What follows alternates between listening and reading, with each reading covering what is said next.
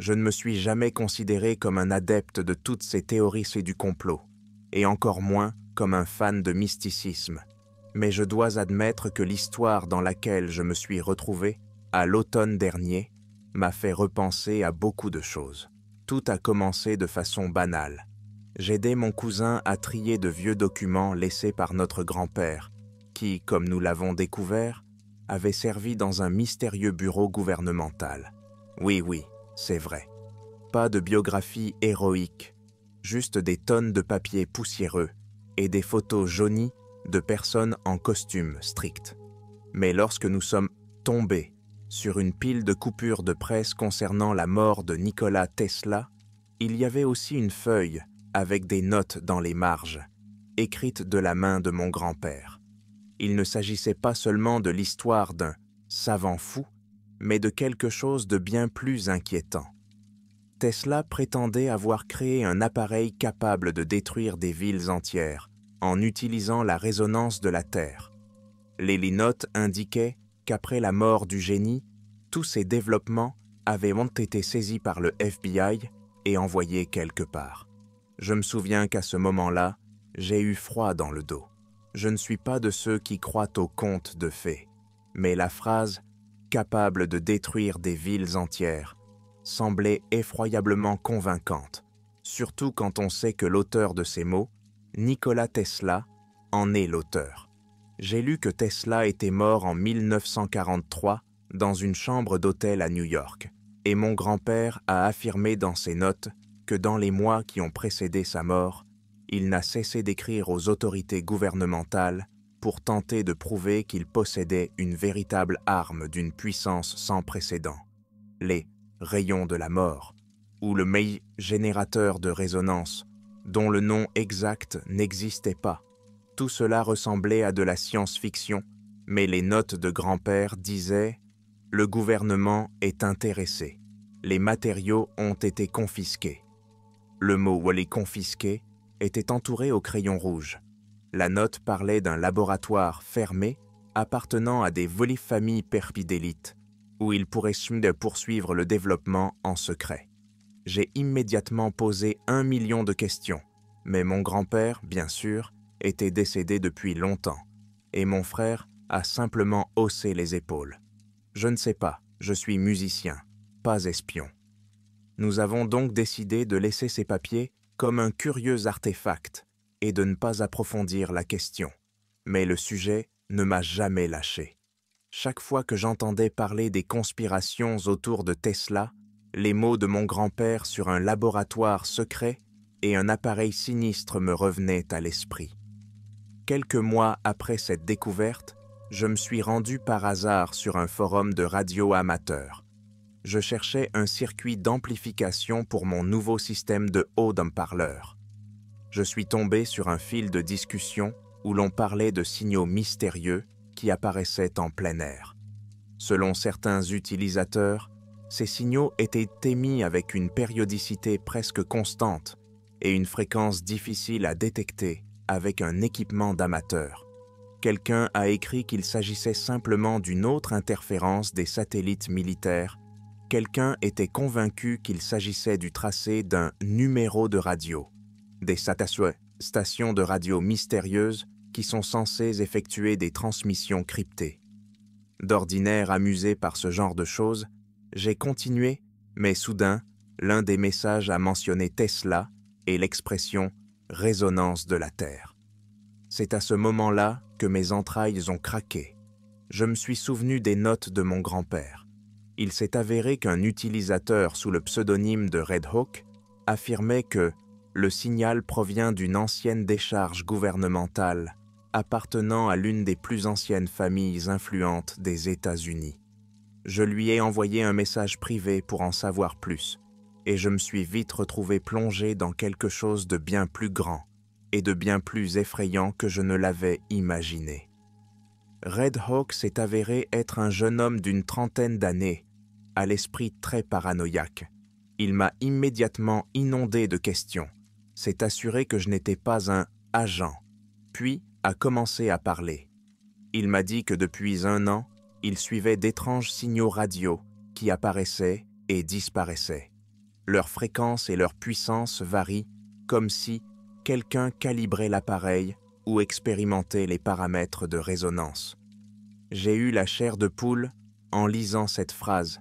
Pour la première fois, j'ai réalisé que j'étais peut-être tombé sur le même projet que mon grand-père avait mentionné dans ses notes. J'ai commencé à demander à Red Hawk d'où il tenait ces informations et pourquoi il liait tout cela à Tesla. Il m'a répondu qu'il avait lu de rares archives qui avaient fait surface sur le net il y a quelques années, et qu'il y était fait mention d'une installation secrète capable d'envoyer des vibrations à basse fréquence dans les entrailles de la Terre et de provoquer des résonances. Lorsque j'ai demandé si cela était possible dans la réalité, il m'a envoyé une série d'articles scientifiques affirmant que les fréquences de résonance de la planète existent bel et bien et qu'elles contiennent une énorme quantité d'énergie. Mais le contrôle de cette résonance nécessitait une technologie que Tesla pourrait, selon lui, posséder. J'ai essayé de faire part de mes réflexions à mon frère, mais il s'est contenté de me tordre le doigt sur la tempe et m'a demandé de ne plus en parler pour ne pas être taxé de fou absolu. Mais je ne pouvais pas m'arrêter. Pendant la journée, je travaillais comme d'habitude, mais le soir, enfermé dans ma chambre, je lisais tout ce que je pouvais trouver sur le rayon de la mort de Tesla, son oscillateur mécanique, le fameux tremblement de terre dans le laboratoire qu'il avait accidentellement provoqué. C'était effrayant de réaliser que quelqu'un pouvait réellement avoir un prototype en état de marche. Imaginez sa puissance. Si l'on en croit les théories, la résonance dirigée peut provoquer des vibrations du sol et, en fait, aplatir une ville, faisant s'effondrer les bâtiments, les routes, les ponts et les moyens de communication. Et tout cela sans explosion nucléaire ni rien d'aussi manifestement destructeur, juste des vibrations de la fréquence de la planète. Cela me mettait mal à l'aise de penser que quelque part, dans un laboratoire fermé, appartenant à des familles dont nous n'avions jamais entendu parler, quelqu'un bricolait un appareil de ce genre. Je n'arrivais pas à comprendre ce qu'ils essayaient d'accomplir. Contrôler, domination politique, peu importe. Les humains ont toujours eu soif de pouvoir, et ici il s'agit littéralement d'un pouvoir égal aux forces de la nature. Red Hawk, curieusement, m'a rassuré en me disant qu'ils étaient probablement encore loin de la fin des expériences. Il m'a assuré qu'il faudrait un peu de peaufinage et beaucoup de ressources pour créer une résonance au niveau mondial. Mais comment savait-il tout cela? Je me suis rendu compte que se fier aux paroles d'un inconnu sur Internet n'était pas la chose la plus fiable à faire. D'un autre côté, tous les faits qu'il partageait semblaient concorder avec ce que j'avais lu dans les documents de mon grand-père.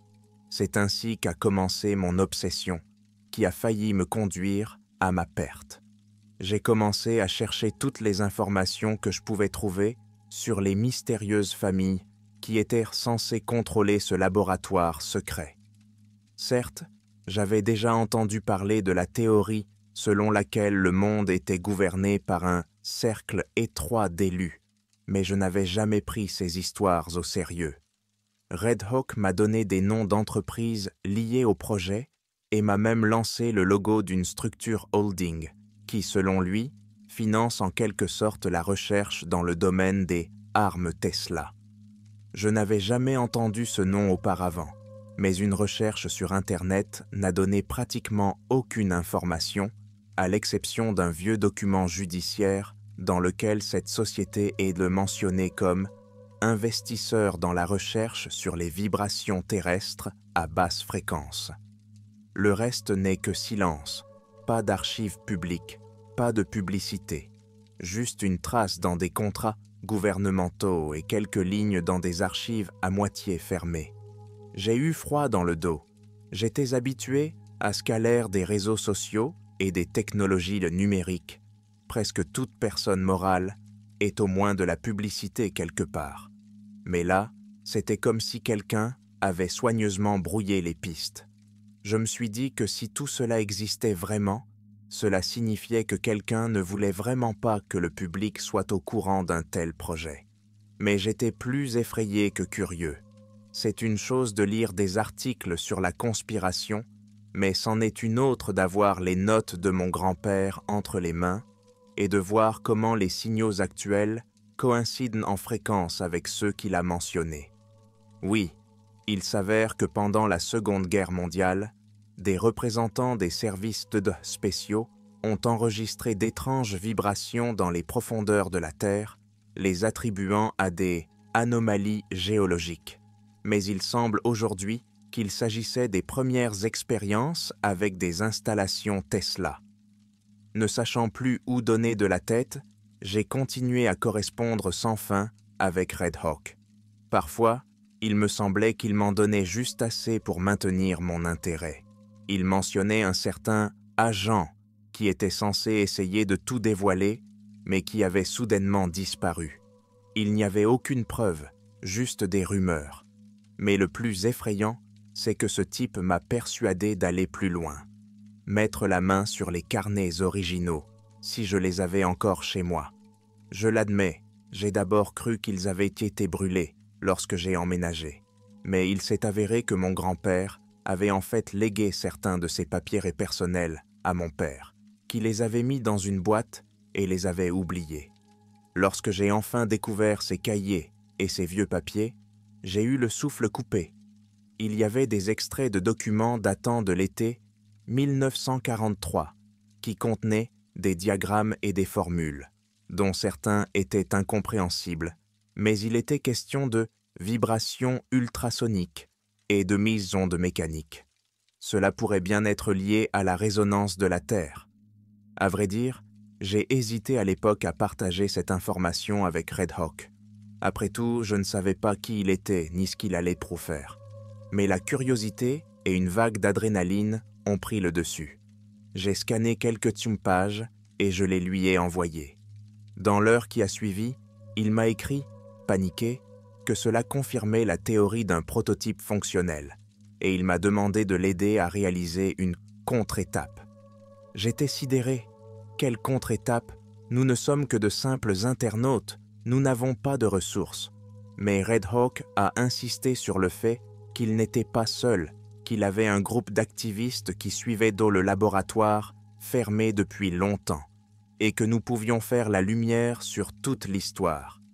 Selon lui, il fallait voler d'autres données sur les serveurs, ou au moins pénétrer sur le territoire de l'installation pour prendre des photos. Je vais être honnête, l'idée de pénétrer dans une installation sécurisée appartenant à on ne sait qui me semblait suicidaire.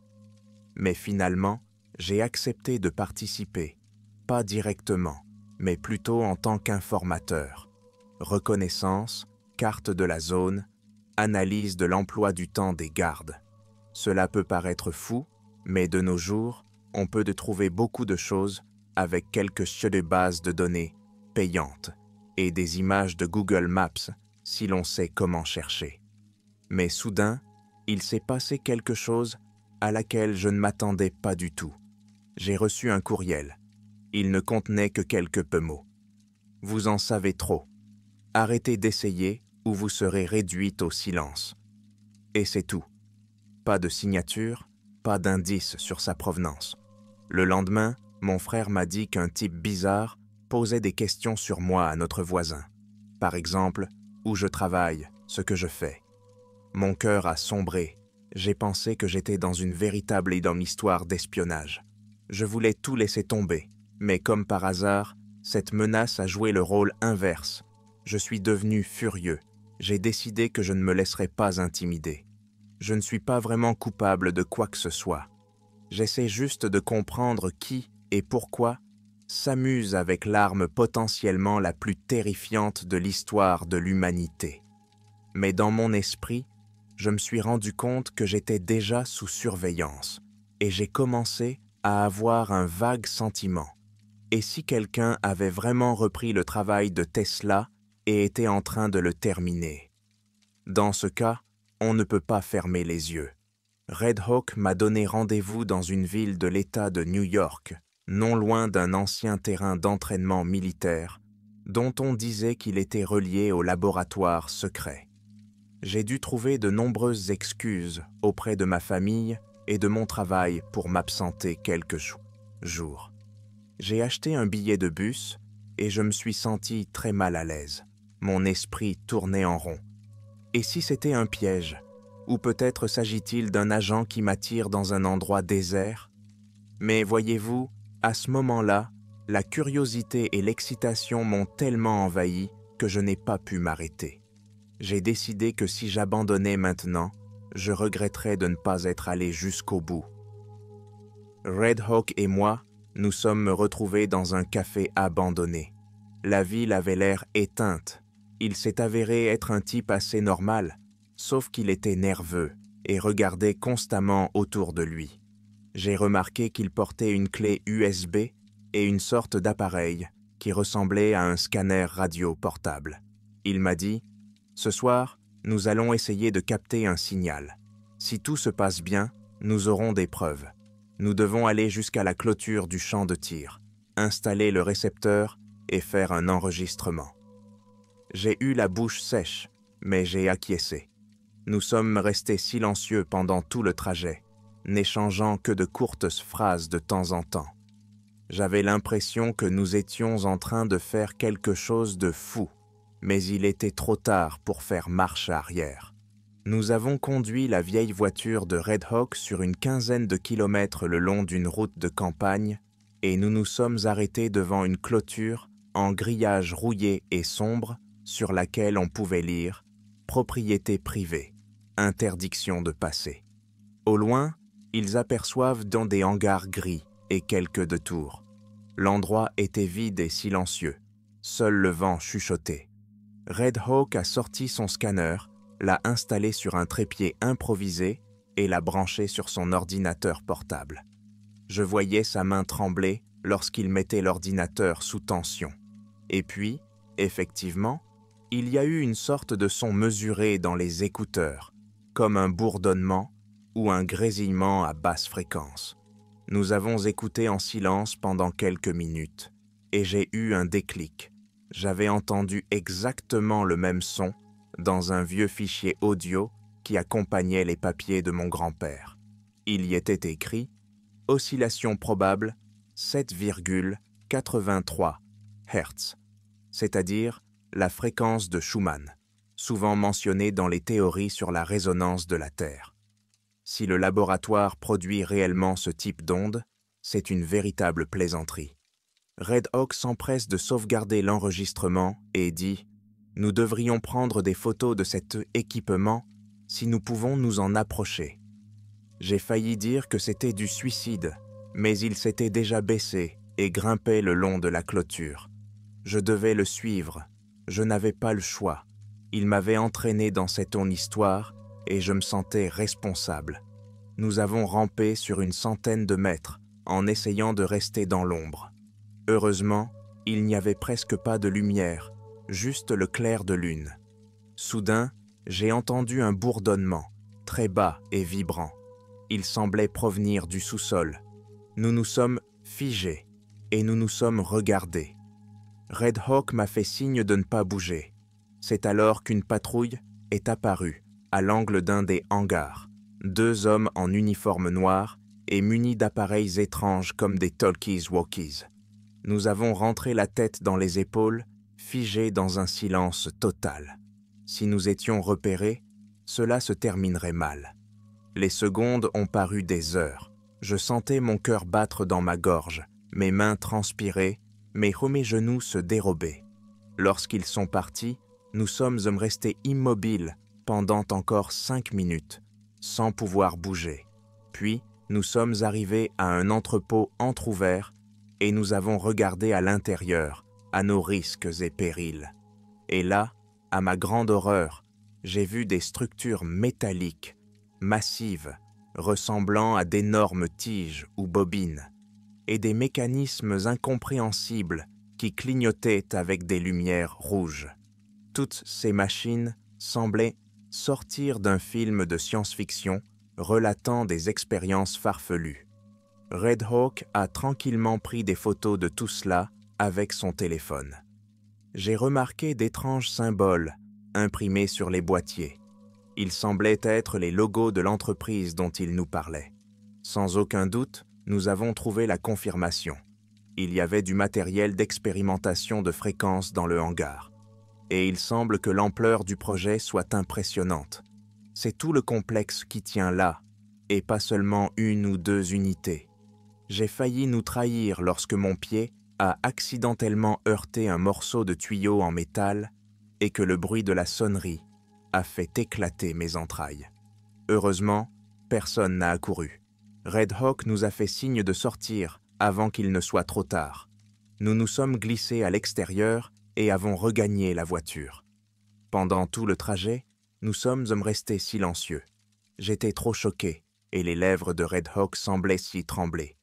Ce n'est qu'à la maison, alors que nous étions déjà assis dans la cuisine de son petit appartement, qu'il a zoomé allumé son ordinateur portable et ouvert la vidéo. La qualité n'était pas excellente, mais le matériel était visible, y compris les logos.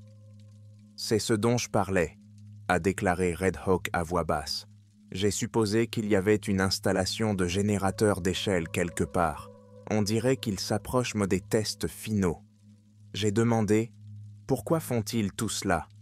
Peut-être qu'ils préparent une sorte de sabotage. » Le type a haussé les épaules. Politique, chantage, démonstration de force. Qui sait ? Mais s'ils peuvent provoquer un tremblement de terre localisé ou un effondrement du sol, ils peuvent dicter leurs conditions à n'importe quelle ville, n'importe quel gouvernement. Mes jambes se sont dérobées sous l'effet de la peur. Je me suis rendu compte que je ne pouvais pas continuer à vivre comme ça, en gardant le secret. À l'aube, nous avons décidé d'envoyer les notes et les photos à des journalistes connus pour leurs enquêtes. Mais quelques heures plus tard, notre correspondance a été piratée et Red Hawk lui-même a reçu un étrange message sur son téléphone. « Vous jouez avec le feu. Arrêtez immédiatement. » Nous avions déjà réussi à divulguer certaines photos non seulement à des journalistes, mais aussi à les télécharger sur plusieurs sites d'hébergement de fichiers, afin qu'en cas de menace, le matériel ne disparaisse pas sans laisser de traces. Mais 1 heure plus tard, tous ces liens sont mystérieusement devenus inaccessibles. J'étais vraiment horrifié. Cela signifiait qu'ils avaient les outils et les connexions nécessaires pour bloquer les données en ligne. Nous avons essayé d'agir rapidement. Nous avons copié toutes les captures d'écran, toutes les vidéos sur différents services. Nous les avons envoyées à nos amis. Nous leur avons demandé de les garder avec nous. Comme dans les films d'espionnage, nous avons essayé de faire en sorte que, même si nous étions pris, l'information se répande le plus largement possible. Le dénouement de cette terrible histoire m'est apparu un jour plus tard. Nous avions convenu de rencontrer le journaliste à l'endroit convenu pour lui remettre les originaux des papiers de notre grand-père et lui dire tout ce que nous savions. J'étais très nerveux, car tout indiquait que nous étions suivis. Nous étions assis dans le sous-sol d'un anti-café et nous parlions à voix basse. Le journaliste, un homme solide d'une 40aine d'années, a simplement secoué la tête et a dit « Tout cela ressemble à de la fiction, mais je vois vos preuves. Je vois l'ampleur réelle du problème. » Il nous a proposé ses contacts en Europe pour faire sortir des informations des États-Unis si les choses étaient étouffées ici. Nous étions sur le point de fixer une date de départ lorsque 2 hommes en costume noir ont fait irruption dans la pièce. Tout s'est passé si vite que je n'ai même pas eu le temps d'avoir peur. Les hommes nous ont simplement ordonné de nous lever et de leur remettre tous les supports de données. L'un d'eux a fouillé mes poches, en a sorti un téléphone, une clé USB et a dit quelque chose à son partenaire. Le journaliste a commencé à protester, parlant de liberté d'expression, mais il a reçu un coup sur la tête. Je me suis figé, sentant que c'était la fin. J'allais être arrêté ou tué. Mais soudain, Red Hawk s'est jeté sur l'un des étrangers, une brève bagarre s'en est suivie, le journaliste s'est également remis du coup et a commencé à crier, attirant l'attention. Les deux hommes ont apparemment compris qu'ils n'avaient pas besoin de ce bruit et se sont rapidement enfuis. Mais dans le vacarme, ils ont volé notre dossier contenant des documents, y compris ceux de mon grand-père. J'ai été choqué. Une pièce à conviction essentielle, les originaux, tout avait disparu. Mais nous avions encore quelques signes scans sous forme numérique. Néanmoins, il était douloureux de réaliser que les dossiers de mon grand-père, que j'avais tant chéris, étaient rondis désormais entre les mains d'une personne inconnue. Le journaliste a affirmé que cela ne pouvait que confirmer la vérité. Si quelqu'un était si désespéré de détruire ces documents, cela devait signifier qu'ils contenaient des faits vraiment importants. Mais j'avais toujours un mauvais pressentiment. Nous avions clairement marché sur les plates-bandes de quelqu'un, et il semble que cette histoire pourrait nous coûter la vie. Malgré tout ce qui s'était passé, nous avons quand même envoyé les copies restantes des Tolyscans et des photos aux contacts européens du journaliste. Quelques jours ont passé et, curieusement, l'histoire a fait surface sur un portail d'information étranger, mais la réaction a été lente. Dans les commentaires, les gens plaisantaient sur la dite théorie du rayon mortel de Tesla ou accusaient les auteurs de l'article de fabriquer des faux. Je n'arrivais pas à croire qu'une information aussi horrible et potentiellement catastrophique soit traitée comme une simple histoire d'épouvante. Il semble que les gens soient habitués à ce que l'Internet soit rempli de théories étranges. Par conséquent, cette nouvelle n'a pas eu beaucoup d'écho. Cependant, dans des messages privés, le journaliste nous a dit que le matériel intéressait toujours certains cercles gouvernementaux. Apparemment, une faction puissante n'est pas enchantée à l'idée que certaines familles d'élite puissent donc détenir une technologie destructrice. Peut-être que tout cela conduira à une sorte d'enquête interne. Nous espérions que ce serait le cas, que le laboratoire serait enfin remarqué. Mais les mois ont passé et il n'y a pas eu d'action officielle ni de scandale retentissant. C'était comme si une chape de silence s'était abattue sur tout. Je suis soudain devenu très amer en réalisant que le monde réel n'est pas comme le cinéma. Pas d'explosion finale, pas de dénouement heureux. Tout était devenu silencieux et nous sommes de rester seuls avec notre paranoïa. Finalement, Red Hawk et moi sommes entrés en contact par liaison vidéo et avons décidé de geler notre activité. Il était déprimé. Il semble que nous ne soyons pas assez forts ou que la décision ait déjà été prise à l'échelon supérieur. S'ils le veulent, il était facile de nous éliminer. Même si je détestais cette idée, je me suis rendu compte qu'il avait raison. Nous avons fait tout ce que nous pouvions. Nous l'avons exposé, nous avons divulgué les données, mais le monde ne réagit pas toujours comme dans un roman fantastique. Peut-être que ces informations sont tout simplement trop effrayantes pour que l'humanité y croie. Quoi qu'il en soit, la plupart des gens préfèrent fermer les yeux avant que le tonnerre ne gronde.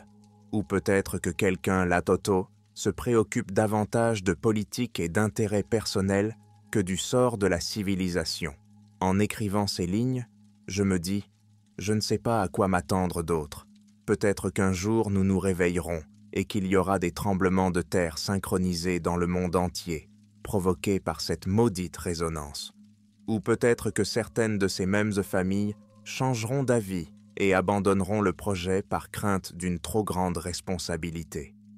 Je ne veux pas être prophète, mais j'ai le mauvais pressentiment que le développement de Tesla n'a pas été abandonné.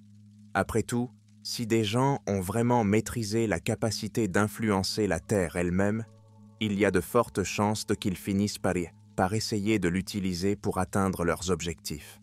Quoi de plus terrifiant qu'une puissance capable de réduire littéralement une ville entière en poussière sans laisser la moindre trace de bombe ou de missile? Lorsque je reste éveillé la nuit et que j'écoute le silence pesant, je crois parfois entendre ce grondement sourd, comme une vague qui déferlerait de quelque part dans les profondeurs. Peut-être n'est-ce que mon imagination troublée, ou peut-être est-ce vraiment quelqu'un là-bas, dans un laboratoire fermé, qui poursuit ses expériences et la Terre répond à ses coups. Je me dis parfois, et si Tesla s'était rendu compte du danger de cette découverte et avait voulu la cacher à l'humanité? C'est peut-être pour cela qu'il a écrit aux autorités gouvernementales pour les avertir. Ou bien il a été mal compris, ou bien ceux qui ont compris ont décidé de tout utiliser à leur propre fin. Quoi qu'il en soit, l'histoire que je vous ai racontée n'est pas un scénario hollywoodien, mais ma vie réelle au cours des derniers mois. J'ai essayé d'attirer l'attention, mais le monde est resté sourd. Tout ce que je peux faire, c'est rester vigilant et espérer que le bon sens l'emporte sur la soif de pouvoir illimitée. Je ne sais pas si cette cassette sera un jour retrouvée par des personnes qui y tiennent. Il était possible que je disparaisse ou que je meure dans des circonstances étranges. Si cela se produit, je veux que vous vous souveniez que Nikola Tesla était un génie, mais que ses idées, entre de mauvaises mains, pourraient boli être la pire malédiction de la planète. Et si, soudainement, dans un coin du monde, il y a des tremblements souterrains anormaux ou des signaux mystérieux, souvenez-vous de ces lignes, de ces schémas et de ces formules que mon grand-père a conservés pendant de nombreuses années et que je n'ai transmis que par inadvertance. J'espère toujours qu'il y a quelque part des gens qui se sentent concernés et qui peuvent nous mettre un terme à cette course folle, à la puissance destructrice. Car si personne ne l'arrête, la prochaine guerre sera peut-être menée non pas avec des missiles et des chars, mais avec des fréquences terrestres. Et alors, je le crains, il n'y aura plus personne pour raconter notre histoire.